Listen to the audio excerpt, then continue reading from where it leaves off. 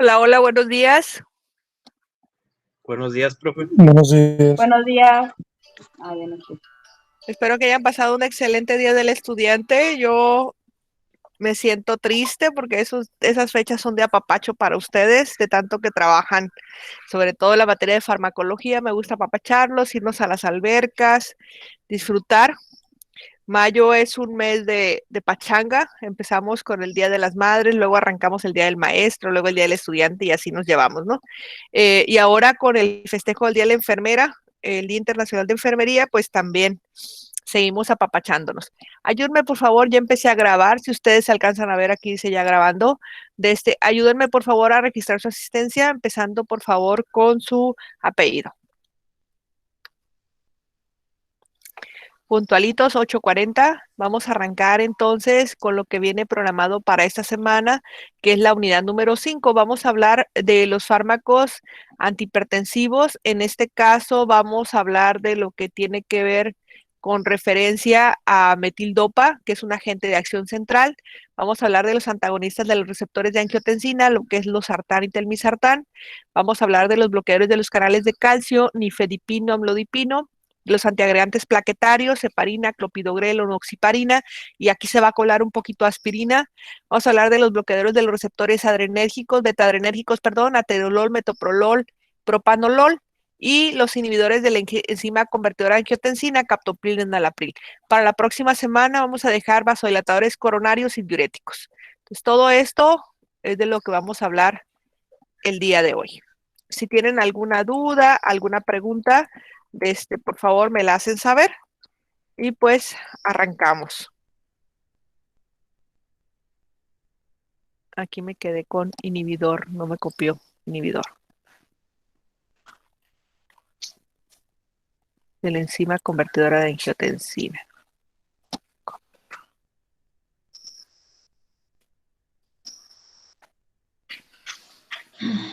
Adiós.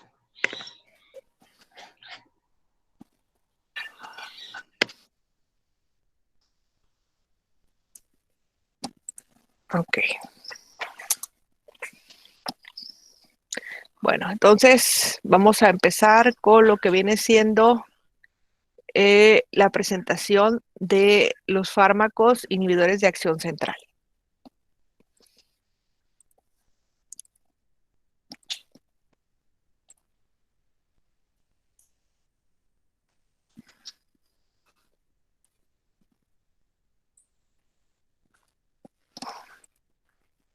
¿Ya desayunaron? No. Pobrecitos. Aquí en mi cocina tengo que presumirles, mi esposo se está apiadando de mí. Ya llegó la niña de la guardería. Su primer día, gracias Beni, ya vamos a torturarla ya. Está haciendo huevos estrellados con salsa casera y tocino aparte, panecito tostado y café. Ustedes se imaginarán lo rico que huele la cocina. Bueno, en este momento les estoy compartiendo la presentación de agentes de acción central. En este caso vamos a hablar de metildopa. Estos fármacos van a actuar acelerando el corazón y estrechando el bloqueo de las arterias y las venas, de tal manera que vamos a tener nosotros un flujo sanguíneo persistente. Decíamos que son los fármacos de elección para las mujeres embarazadas y aquí viene la presentación de 250 a 500 miligramos. La dosificación común, aunque aquí dice de 2 a 3 veces al día, la dosificación común son 250 miligramos cada 6 horas. Ese es el tratamiento dependiendo de las cifras tensionales que tenga la mujer, pero lo podemos dar 2 veces al día, 3 veces al día, hasta una cada 6 horas, que serían 4 veces al día, ¿no? Eso les repito, en cuestión de la dosificación que teníamos, si damos 250 miligramos cada 6 horas, también pudiéramos dar 500 miligramos cada 12 horas. En cualquiera de estas dos presentaciones. Quiero comentarles que es un fármaco muy económico, es de uso muy común, pero es el fármaco de primera elección, ya que no es un antihipertensivo muy potente y la forma de actuar es a través del sistema nervioso central, la comunicación con el corazón. Dentro de los efectos adversos de este fármaco, lo que tenemos nosotros es la presencia de somnolencia transitoria, cefalea, debilidad, mareos, aturdimiento.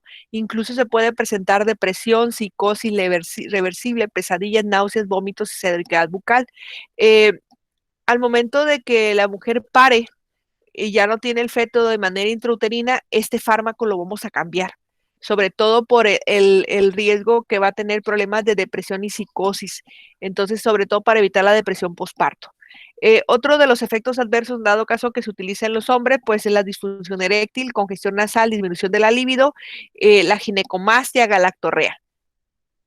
Las contraindicaciones es para todos los pacientes que son alérgicos al medicamento, el riesgo de que el paciente tenga porfiria, que es una enfermedad hematológica, la presencia de feocromocitoma, los pacientes que tengan un tratamiento relacionado con la monoaminoxidasa, vamos a estar hablando en el transcurso del curso de estos fármacos, y todos los pacientes que tengan problemas hepáticos, llámese insuficiencia hepática o cirrosis hepática.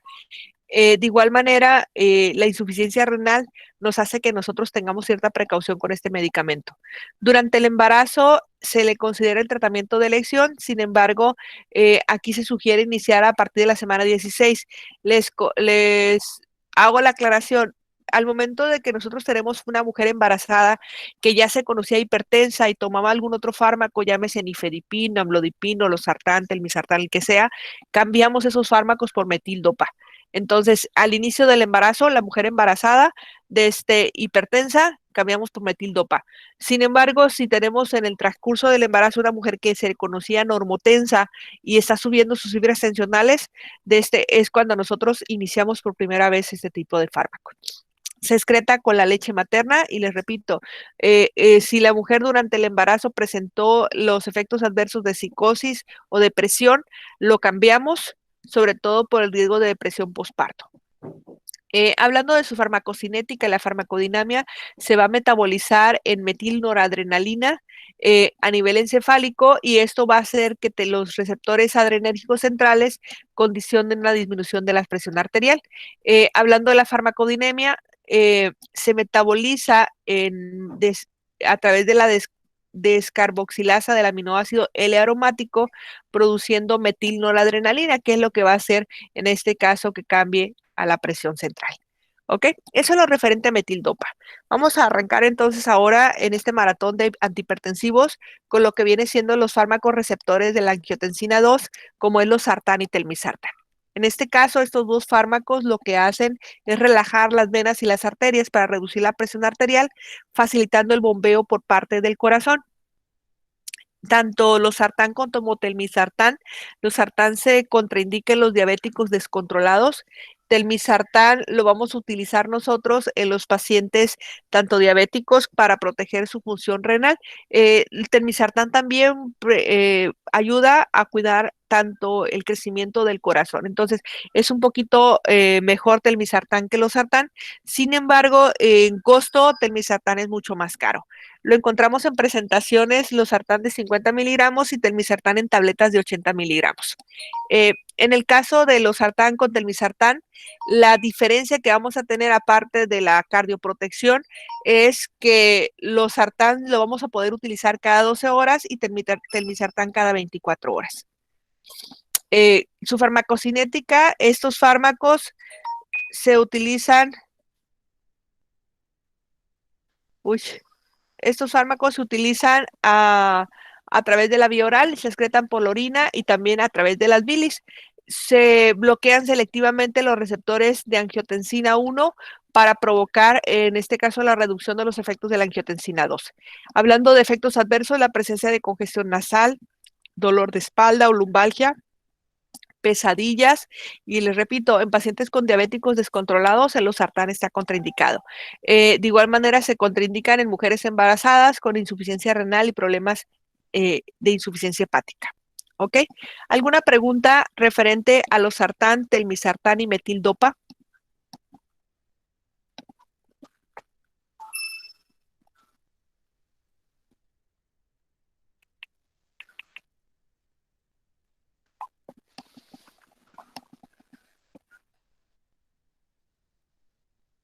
¿Ninguna? Ninguna. Ay, yo casi no escucho, no se escucha. Tranquila, Beni, de todos modos estoy guardando el video, pero aquí ahorita lo que les platicaba es metildopa como agente de acción central, losartán y telmisartán como receptores de angiotensina, del antagonista de los receptores de angiotensina 2. Profe, la losartán es fuerte para una mujer embarazada. Está contraindicado en la mujer embarazada porque ocasiona muerte fetal. Ah, ok, gracias. Maestra, entonces en caso de una emergencia, el metildopa es es más efectivo que un losartán, porque los losartán suelen tomarlo como un tratamiento, ¿no? No. Losartán y telmisartán y metildopa, los tres son antihipertensivos. Pero para una crisis antihipertensiva, ninguno de estos tres es potente. Ah, ok, no llegan a... Sí, metildopa sí es más fuerte que losartán, pero no a ese nivel.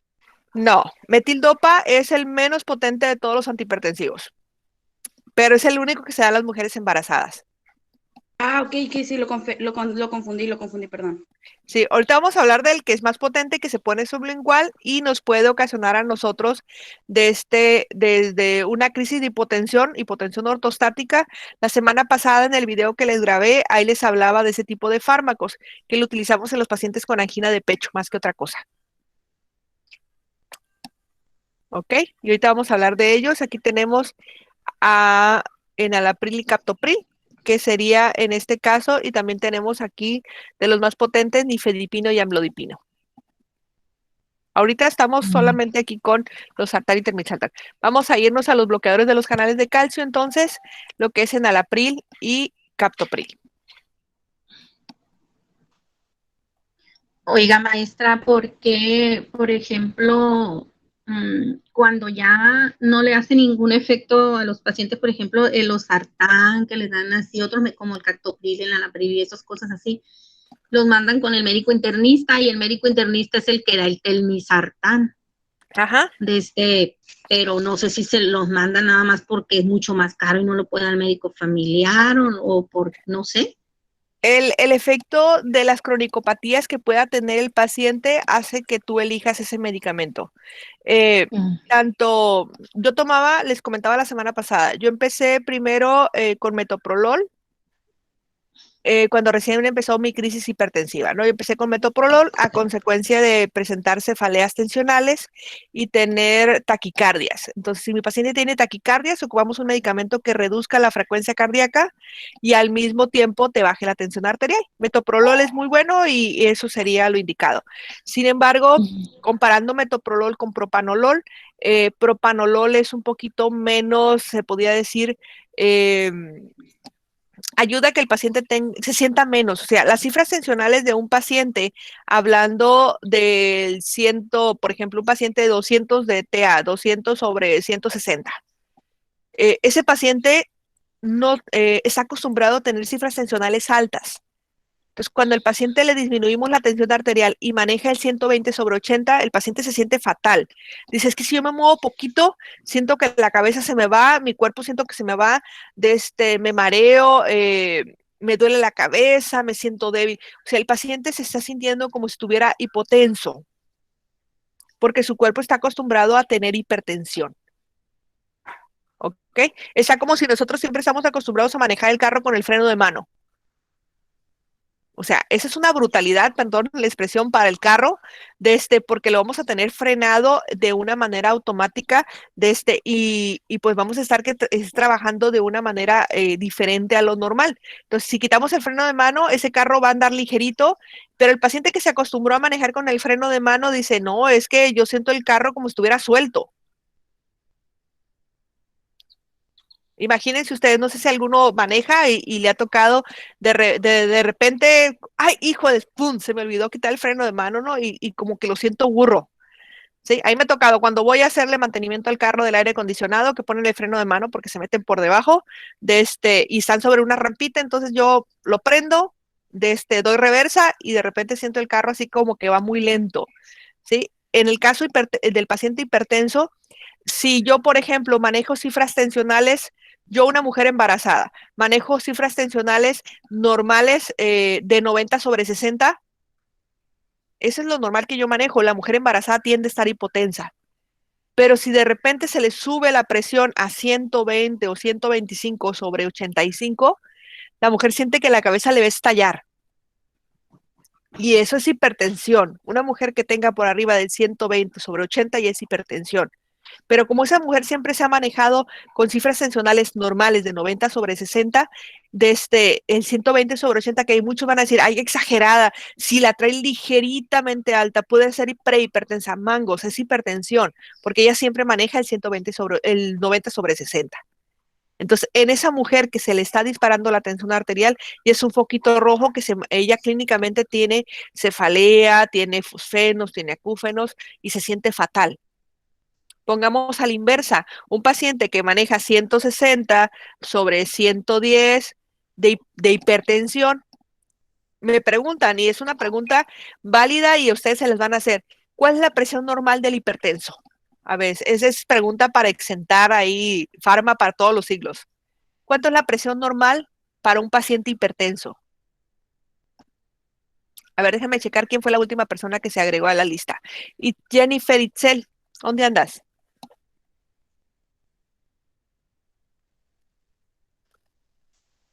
Michelle Guadalupe Castro.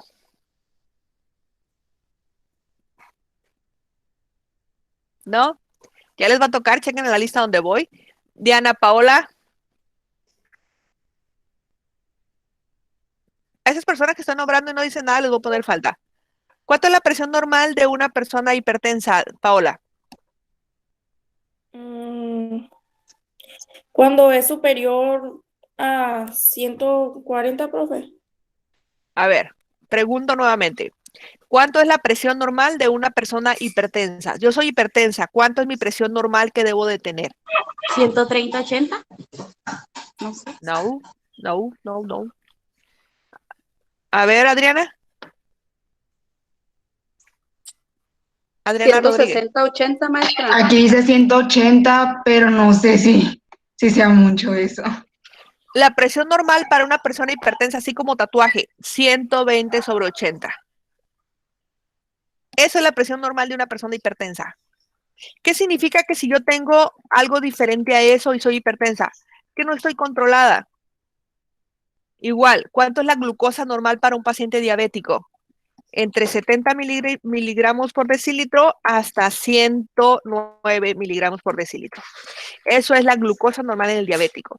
Si yo tengo un diabético que tiene 120 de glucosa, está anormal. Significa que no está controlado. Está como le dijera, ¿cuál es una mujer embarazada? ¿Cuál es lo normal? ¿Que tenga amenorrea o que esté menstruando? La embarazada está en amenorrea, o sea, no debe de menstruar ninguna mujer embarazada, ¿sale? Y eso, pues, ustedes lo van a preguntar al maestro Robledo, ¿no? Ya tienen examen este viernes, a mí me toca elaborarlo, entonces ando ahí, jajaja, puro recién nacido para esta semana. Bueno, presión normal para una persona hipertensa, 120/80. Más de eso ya no es normal, ¿ok?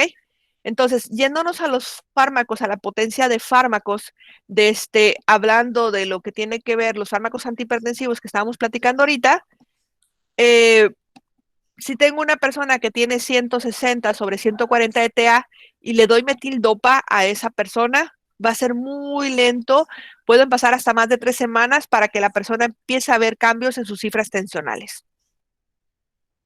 ¿Ok? Metildopa no sería el que me va a ayudar a bajar la presión rápidamente a esa persona. ¿Sale?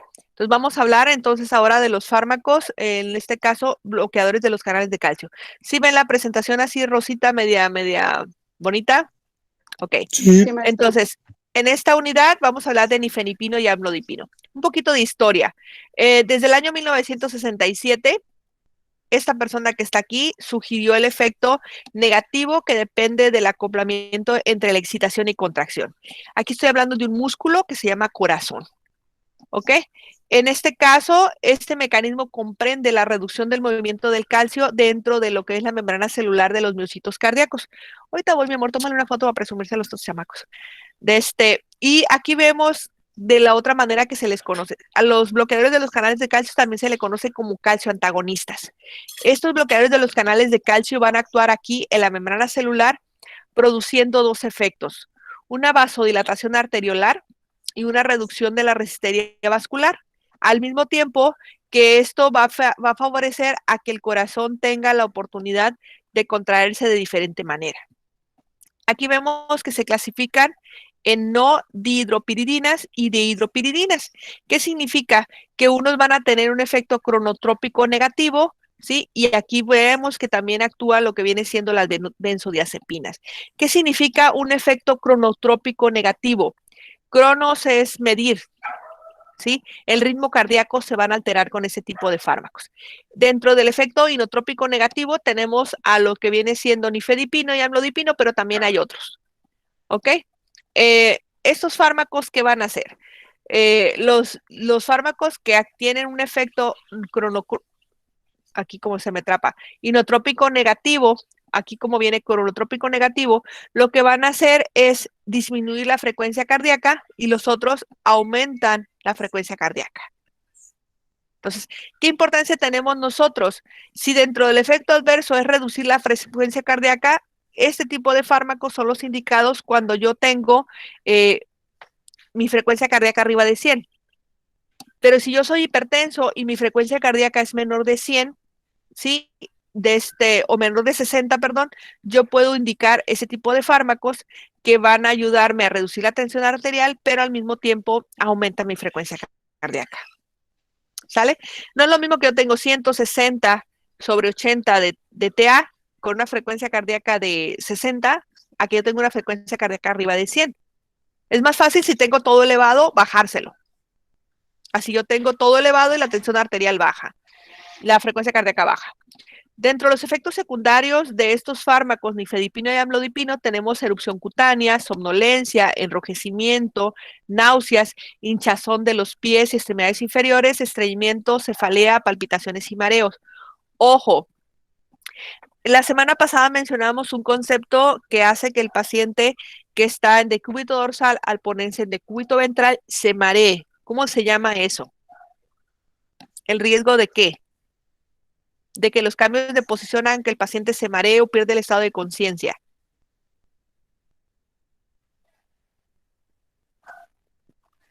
Se llama hipotensión ortostática.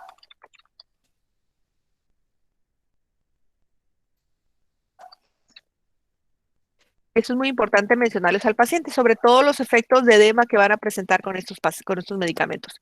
Nifedipino lo encontramos en presentación de 30 miligramos, amlodipino lo encontramos en tabletas de 5 miligramos. ¿Ok? Ambos se indican en hipertensión de leve a moderada. Ojo, no crisis hipertensiva. ¿Ok? Estos medicamentos son los que vamos a utilizar, así como metildopa, para el tratamiento de mantenimiento de la hipertensión. Es para controlar que mi paciente se quede en ese 120/80. ¿Ok? Las presentaciones de nifedipino vienen en 10, 20, de 30 y de 60 miligramos. Vienen amlodipino en presentación de 5 y de 10. Ojo, de liberación prolongada solamente tenemos de 10 y de 20. ¿Qué significa un fármaco de liberación controlado, liberación prolongada? Que el efecto terapéutico vamos a utilizarlo nosotros aquí habla de la dosificación 2 veces al día o 3 veces, una vez al día. Hablando de amlodipino, se toman una vez al día, máximo 10 miligramos. Ambos tienen los mismos efectos adversos, sin embargo, hablando del edema, tiene mayor edema nifedipino que amlodipino. Entonces, si tengo un paciente con insuficiencia cardíaca, voy a utilizar de preferencia amlodipino. Las contraindicaciones en mujeres embarazadas, pacientes con insuficiencia cardíaca y sobre todo lo que tiene que ver en el caso de los pacientes que ya tuvo un infarto, la nifedipina de acción rápida está contraindicada. ¿Ok? Eso lo pueden encontrar en el libro de farmacología. ¿Alguna pregunta con nifedipino y amlodipino? Bueno, de acuerdo a nuestro programa, Maestra, mande. yo tengo una duda. Dice que no se puede usar en las crisis hipertensivas, pero ¿qué es una crisis hipertensiva? ¿Cómo se diferencia de la presión alta a crisis hipertensiva? A las cifras tensionales que ponen en riesgo la vida del paciente.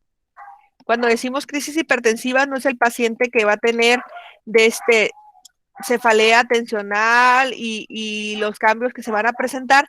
Es en los pacientes, por ejemplo, que tienen de 210 hasta 110 de la diastólica, o sea, un 180/120 es una crisis hipertensiva. aquí encontré un algoritmo donde viene, en este caso, las cifras tensionales. Voy a compartírselo por con ustedes déjenme checar, espérenme.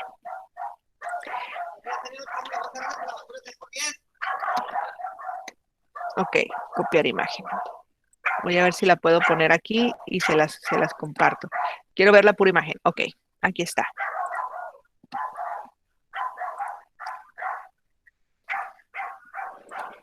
Qué rico huele el desayuno, ¿eh? Soy de presumida. Ya quiero terminar con ustedes. Bueno, esto es una crisis hipertensiva. ¿Sí ven la pantalla donde dice presión arterial sistólica de 120 o mayor? ¿Sí lo ven esto? Sí, maestra. Ok, esa es una crisis hipertensiva. ¿Qué significa? Para hacer el diagnóstico de hipertensión, yo encuentro que mi paciente tiene arriba del 120/80, cualquier cambio. Si mi paciente tiene 130/85, tomo la presión arterial 2 o 3 veces y el paciente digo si es hipertenso o no es hipertenso. Pero si yo tengo un paciente con 160 a 100 o 160/95 o 180/120, ese paciente no voy a necesitar, en este caso, verificar otra cifra tensional para decir que es hipertenso. Si ustedes ven ese algoritmo, vean, el paciente tiene sus cifras tensionales en ese 180 hasta 120, acompañado de dolor agudo, ansiedad, o toma algún tipo de medicamentos, entonces lo dejo al paciente en reposo. Pero si mi paciente no tiene ningún síntoma, inmediatamente lo voy a derivar a un hospital. A eso se le conoce como emergencia hipertensiva o crisis hipertensiva. ¿Ok? Todo paciente con cifras tensionales arriba de 180 hasta 120, ¿sí? Se tiene que ir a un hospital. Incluso me atreveré a decir un 160/100 es un paciente que tiene que ir a un hospital. Es una crisis hipertensiva. Entonces, esas cifras tensionales van a hacer que nosotros tengamos que manejar el paciente dentro de un hospital porque vamos a dar combinación de fármacos. No solamente es decirle al paciente, vas a tomar, en este caso, tu captopril o tu enalapril o tu losartán y te va a ir bien. No, este paciente tiene que ir a un hospital. El manejo que le van a dar a nivel hospitalario es muy diferente, ¿sí?, al que nosotros le pudiéramos ofrecer a estos pacientes cuando los tenemos nosotros con sus medicamentos en casa. Creo que el asumir esa responsabilidad en este momento no nos compete, porque no tenemos nosotros si el paciente de esa crisis hipertensiva se nos infarta, no tenemos cómo ayudarle en el domicilio, pues. ¿Ok? En este momento les estoy compartiendo lo que viene siendo los inhibidores de la enzima convertidora de angiotensina, captopril y enalapril. Son otros fármacos. Me brinqué lo que son antiagregantes plaquetarios y los bloqueadores adrenérgicos. Ahorita los vamos a ver estos. ¿Ok? Hablando de los inhibidores de la enzima convertidora de angiotensina, está captopril y enalapril. ¿Por qué me quise ir para acá?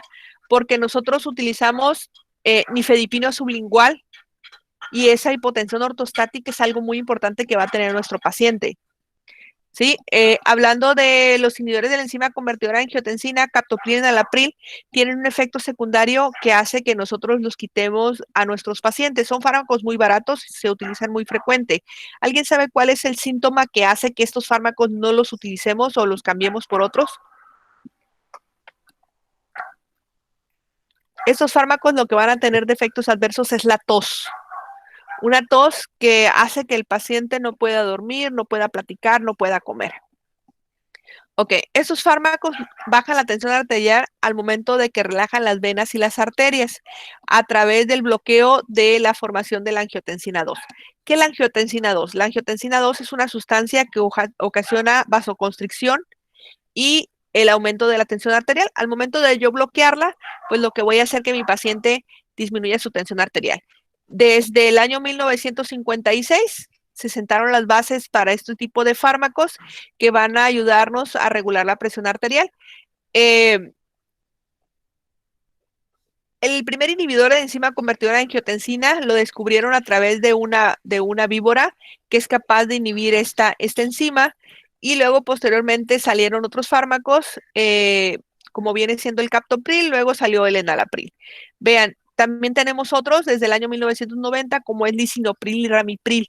Son, el efecto terapéutico lo hacen igual, bloqueando lo que viene siendo la enzima que evita que se forma la angiotensina 1 en angiotensina 2 y al mismo tiempo reducen la cantidad de sal en nuestro cuerpo, disminuyendo la tensión arterial. Hay diferentes fármacos, si nosotros vamos a la formación química, que contienen un grupo sulfidrilo, un grupo carboxilo y un grupo fosfínico, que nos van a dar los diferentes tipos de este grupo que estamos hablando, que se llaman inhibidores de la enzima convertidora de angiotensina. Si comparo captopril y enalapril, ojo, la próxima semana vamos a hacer, ustedes están haciendo un ensayo, ¿no?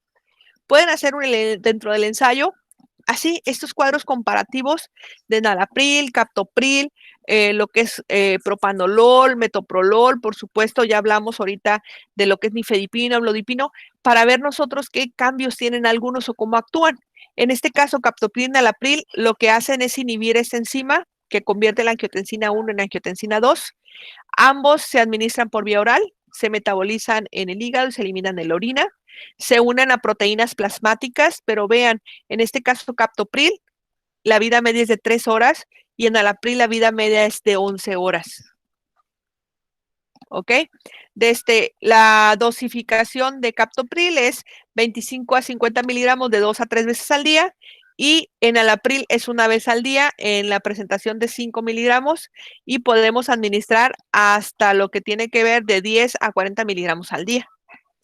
Las indicaciones en los pacientes con hipertensión moderada a grave. Aquí está su pregunta que decían ahorita metildopa, que decían los sartán, telmisartán. Sí, es hipertensión de leve a moderada. Entonces, mi paciente que tiene cifras tensionales arriba de 160, enalapril y captopril. ¿Ok? En los pacientes con insuficiencia cardíaca, también captopril es un medicamento muy bueno y repito, es un medicamento muy barato. Sin embargo, cuando van con el internista, como le dice su compañera, es porque nuestros pacientes están descompensados y tenemos que hacer algún ajuste. Para tener el efecto terapéutico en nuestros pacientes, en ocasiones tenemos que dar 3 semanas de tratamiento para ver nosotros mejoría en las cifras tensionales. Entonces, ¿qué hacemos con los pacientes? Pues tenemos que modificar su estilo de vida para poder tener los efectos que nosotros buscamos. Hablando de efectos adversos, la tos seca. Hipercalemia, hipotensión, angioedema es algo que se va a presentar, así como en el caso de enalapril, la presencia de vértigo, fatiga, somnolencia que puedan presentar el paciente o incluso insomnio que pudieran presentar. Contraindicados en las mujeres embarazadas por el riesgo de hipotensión fetal y muerte fetal. ¿Ok? ¿Alguna pregunta con el enalapril y captopril? Voy a cerrarlo aquí para que para no confundirme de lo que ya platicamos. Ok, entonces vamos a hablar de los bloqueadores beta-adrenérgicos. Mucha información para que se diviertan en esa semana de festejos del Día del Estudiante. Ok, voy a presentarles ahorita. Ok. En el caso de los bloqueadores de los receptores beta-adrenérgicos, estos van a funcionar reduciendo principalmente los efectos de la adrenalina. Que no se les olvide esto. Si en este momento, por ejemplo, les digo yo, ¿saben qué? Solamente las personas que tienen prendida su cámara van a pasar farma, los demás están reprobados. Entonces no tiene caso ni que estén aquí.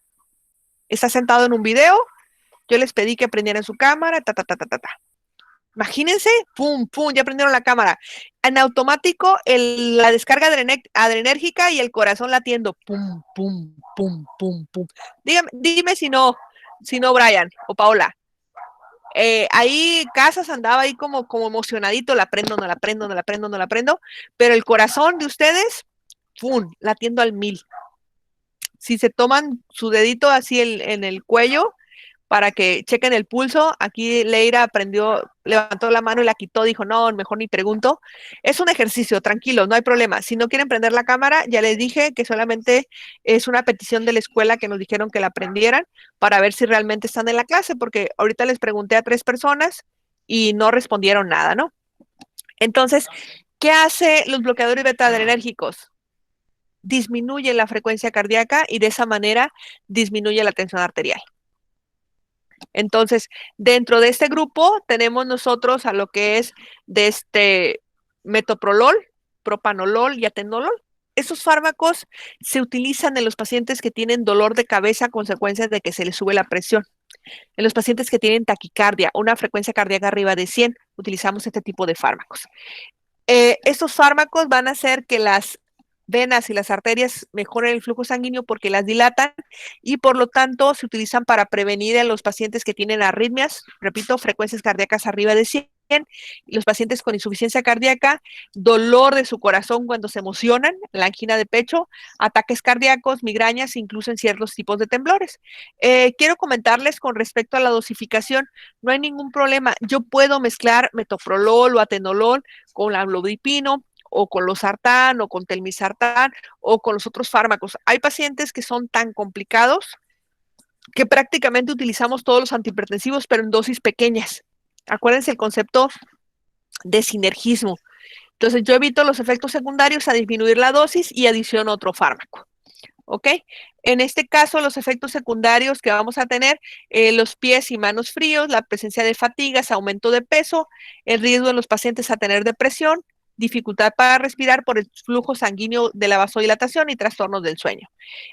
Estos fármacos, las contraindicaciones es en personas asmáticas, no se utilizan, en personas diabéticas, podemos encontrar signos de hipoglucemia, hay que estar verificando mucho con nuestros pacientes, sobre todo para tener un buen control.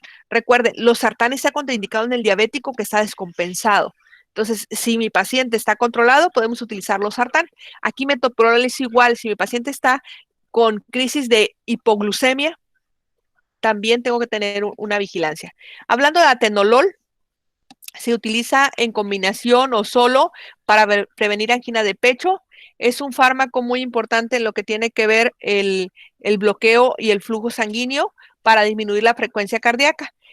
Atenolol se inventó por ahí en el año 1976 y se desarrolló en el caso para reemplazar a propanolol.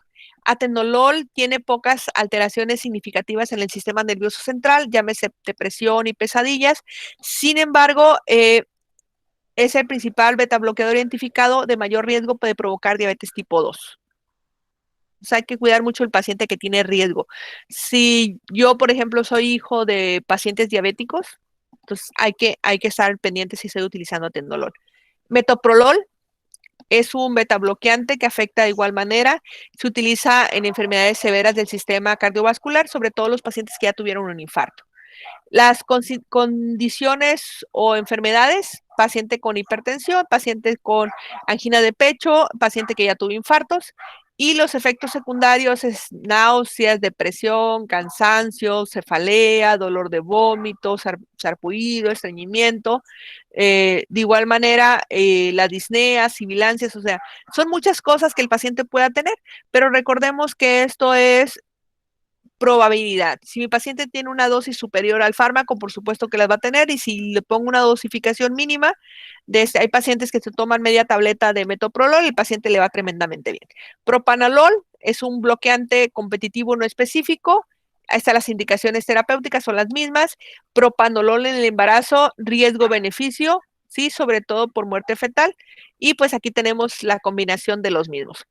Atenolol, vean, todos actúan relajando los vasos sanguíneos, todos se administran por vía oral, pero de efectos adversos, fatiga, vértigo. Ojo, también otra cosita que aquí no viene es referente a disfunción eréctil. ¿Qué necesita? A ver, vamos a ver el último hombre que se anotó aquí en la lista. Mario Humberto, ¿andas por ahí?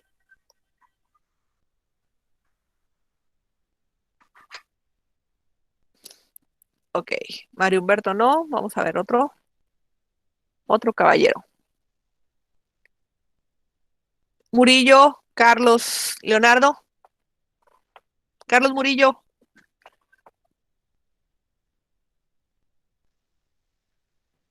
¿No? Ok. Bueno, ahí les va. Para que un hombre mantenga una erección necesita tener una perfusión sanguínea en las venas de los cuerpos cavernosos del pene. Si al paciente le estoy dando este tipo de medicamentos, el flujo sanguíneo va a ser deficiente. Entonces, estos pacientes van a cursar tanto con disfunción eréctil como lo que tiene que ver la disminución de la libido. Metoprolol ocasiona disfunción eréctil y propanolol disminución de la libido. Eso no viene aquí escrito, pero hay que anotarlo porque son preguntas de examen, ¿no?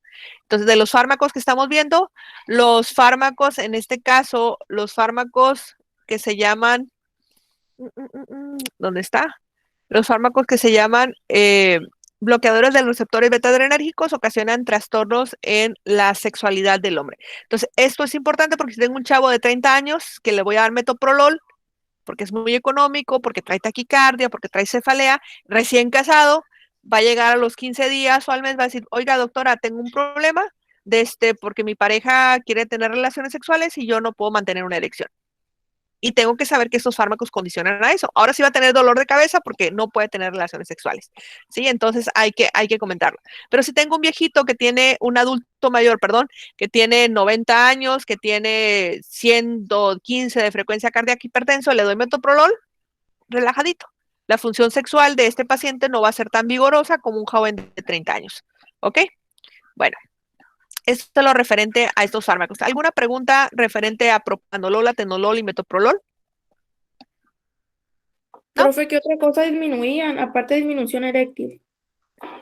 Le ocasionan disfunción eréctil por el flujo sanguíneo deficiente que van a tener. Es lo que yo busco en estos pacientes, que mejoren lo que viene siendo, que disminuya la frecuencia cardíaca y relajen los vasos sanguíneos. Por eso condicionan disfunción eréctil y también lo que viene siendo disminución de la libido.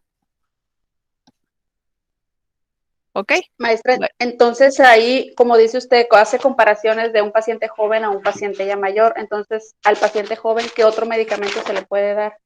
Los sartán. Me lo cambiaron por los sartán. Ok, bueno, vámonos a ir a lo que tiene que ver en este caso los otros fármacos. Dijimos que vamos a ver, aquí me quedó, me falta antiagregantes plaquetarios para compartir con ustedes el día de hoy. Ok, en el caso de los fármacos antiagregantes plaquetarios, en el programa viene, les repetía, lo que tiene que ver con heparina, enoxaparina y clopidogrel. Aquí yo les agregué en el concepto de hemostasia, pero también vamos a compararlo con aspirina. Recordemos que aspirina es un fármaco del grupo de los AINES, los fármacos analgésicos no esteroideos. Sin embargo, el efecto antiagregante plaquetario va a hacer que nosotros lo utilicemos en algunos pacientes. Cuando hablamos de hemostasia, es para nosotros tener la formación de este coágulo de fibrina en los pacientes que van a tener riesgos de alguna lesión dentro del endotelio vascular. Para que se pueda llevar esta hemostasia, tanto primaria como secundaria, necesitamos la adhesión de estas plaquetas y que tengamos nosotros también lo que tiene que ver la formación de esta fibrina. Cuando utilizamos un antiagregante plaquetario, entonces lo que hacemos es que estas plaquetas no se unan entre sí. ¿En qué pacientes está indicado utilizar nosotros antiagregantes plaquetarios? En todos los pacientes que tienen riesgo de formación de coágulos. No es lo mismo que nosotros tengamos una hemorragia y nuestros tiempos de coagulación sean de segundos a un paciente que tenga exceso de esas plaquetas, pero también tenga unado a la formación de émbolos o trombos. En este caso, un émbolo es cualquier acúmulo de células que van a tapar la luz de la arteria. En el caso del trombo, estos son las plaquetas y todas las células que van a ayudar a la hemostasia. Entonces, en nuestros pacientes que tienen obstrucciones en las arterias coronarias, que son las arterias que irrigan y nutren al corazón, en este caso vamos a utilizar este tipo de fármacos. Hay otros que se llaman también anticoagulantes y su función que tienen es evitar esta formación de estos coágulos en los pacientes que tienen embolia o riesgo de embolia pulmonar o trombosis venosa profunda. En estos fármacos, mande, Beni. Oiga, maestra, ahorita que está diciendo eso, por ejemplo, de las aspirinas y eso, por ejemplo, mi hija es el factor, ¿cómo le llaman? El factor de von Willebrand, que no tiene así coagulación. Entonces, pues el hematólogo le quita eso, pues de que tenga mucho cuidado con lo que es la aspirina, el naproxen, todos esos medicamentos, pues que porque esos le da más, pues más sangrado. Así es. Sí, lo que buscamos nosotros con esto es que el paciente tenga un flujo sanguíneo más evidente. Evitamos que el paciente forme lo que viene siendo coágulos venosos. En el caso de los anticoagulantes y los antiagregantes plaquetarios es a nivel de lo que son las arterias. Entonces vamos a poder mezclar nosotros, por ejemplo, aspirina con lo que es clopidogrel, que es un anticoagulante con un antiagregante plaquetario. O si el paciente está hospitalizado, pues vamos a utilizar heparina o enoxiparina. Ahorita por lo de COVID, el uso de enoxiparina y heparina se hicieron a nivel domiciliario, pero no debería de ser así. Eso se utiliza a nivel hospital. Si yo tengo un paciente, por ejemplo, que está en su casa y se resbala en el piso, o por ejemplo, imaginémonos un camionero que le apliquemos enoxiparina o heparina y va manejando y de repente, ¡fum!, con el volante se golpea, el riesgo de una hemorragia abdominal es muy alto. Entonces el paciente tiene que evitar tener contacto que traumatice el endotelio de sus arterias y sus venas. En el caso de la enoxiparina y la heparina, a nivel de las arterias es donde van a tener ese efecto de hemostasia secundaria que vamos a bloquear. Vean la diferencia de una arteria a una vena. Las arterias tienen esa capa muscular que hace que cada vez que nuestro flujo sanguíneo del corazón pase a través de ellas, se contraigan y se dilatan. Entonces yo tengo el pulso, ¿sí? Entonces vean el flujo sanguíneo, tuc, tuc, tuc. Si ustedes presionan ya sea a nivel de las carótidas o a nivel de la radial, pues van a sentir cómo pasa el flujo sanguíneo a través de esas arterias. Sin embargo, perdón, a nivel venoso, nosotros tenemos la presencia de válvulas y estas válvulas cada vez que pasa el flujo sanguíneo se cierran. Son como puertas de cantina, pero de un solo sentido. No se deben de regresar. Si funciona en ambos sentidos, pues no tendríamos ese flujo sanguíneo y por lo tanto los antiagregantes van a actuar a nivel arterial y los antiplaquetarios, perdón, a nivel arterial y los anticoagulantes a nivel de lo que viene siendo las venas. Entonces las heparinas se van a utilizar a nivel hospital y el efecto terapéutico es más largo de 8 a 12 horas. Sin embargo, en estos pacientes, sí, al hablar de heparinas, la vía de administración es parenteral. La enoxiparina, sí, vean, la vía de administración también es subcutánea, tenemos una vida de 3 a 4 horas, sí, después hablando de esa absorción, su eliminación es 4 horas y en este caso tiene un peso molecular más bajo que va a intervenir con el proceso natural de la coagulación inhibiendo lo que es la trombina. En el caso de la heparina, vean por favor, esta es de un peso molecular mucho más alto y la vía de eliminación es de 1 a 30 minutos. ¿Ok? Si me preguntan cuál es mejor, heparina o enoxiparina, es mucho mejor enoxiparina. ¿Cuál es más cara? Enoxiparina. Hablando de los antiagregantes plaquetarios, entonces aquí tenemos lo que viene siendo clopidogrel. Este fármaco tiene un efecto hasta de 10 días. Entonces, yo tengo un paciente en mi casa, doy clopidogrel. Lo tengo hospitalizado, suspendo el clopidogrel y doy enoxiparina o heparina. Así de sencillo se pudiera decir, hablando del efecto antiagregante plaquetario. ¿Por qué? Porque si yo al paciente que tengo hospitalizado necesito revertir su efecto para evitar tener una hemorragia, por ejemplo, tengo programado un paciente que tiene el riesgo de tener la formación de los coágulos en su casa, pues de esa manera lo voy a proteger. Sin embargo, a nivel hospitalario, normalmente los hospitalizo porque voy a someterlos a algún procedimiento y solamente estoy utilizando heparina, enoxiparina. Si comparo, aspirina se utiliza en los pacientes que tienen riesgo de isquemia vascular cerebral, por supuesto en los pacientes infartados para evitar nuevamente la trombosis, y clopidogrel se utiliza en los pacientes que no pueden utilizar aspirina, sobre todo porque son alérgicos. La dosificación de 6 miligramos cada 24 horas de aspirina y clopidogrel 75 miligramos una vez al día. Contraindicados en los pacientes pediátricos, en mujeres embarazadas y periodo con lactancia, clopidogrel. Aspirina lo voy a utilizar en la mujer embarazada al final del embarazo. En el tercer trimestre yo utilizo aspirina. ¿Ok? Los efectos adversos, diarrea, exantema, aquí tenemos problemas de sangrado intestinal. Si comparo los anticoagulantes, heparina, enoxiparina contra heparina, se utilizan en lo mismo, la dosificación es diferente y los efectos adversos son iguales. ¿Alguna pregunta con estos fármacos? ¿No? Ok, bueno, de mi parte sería todo por el día de hoy. Voy a empezar a guardar esto, lo de ahorita para la asistencia. Si Maestra, no, mande. Barraza Jacobo está en brigada de vacunación. Ah, ok, mándenme la lista, por favor, de las personas que están en brigada. Qué bueno que lo menciona, para tomarlos en cuenta esto, por favor. ¿Sale? De hecho, ayer se la pedí a la dirección de la escuela que me la pasaran para saber quiénes son los que están